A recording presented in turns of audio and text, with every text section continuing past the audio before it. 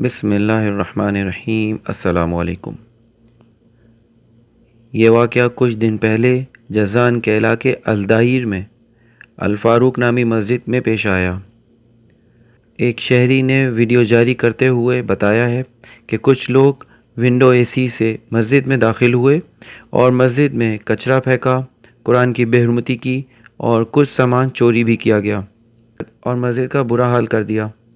सबक वेबसाइट के मुताबिक मामला पुलिस के हवाले कर दिया गया है। अब वीडियो आप मुलाहिज़ा करें। هذا جامع الفاروق بالمحلية. شلحة البارح في رمضان ليلة 23.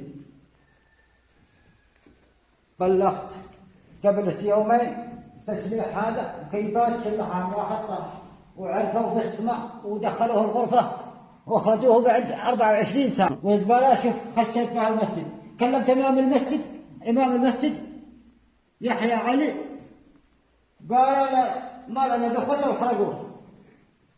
هذا يا حكومة هذا المسجد قطع القرآن حرق قرآنات فيه فقرفل. شوف إمام المسجد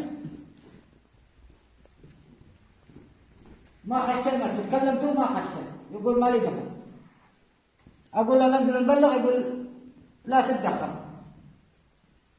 هذا إمام المسجد يحيى علي رايح يقول لا تتدخل، ما عليك، روح نام، خلهم يحرقونه، أنت بس أذن خذ حقك بس.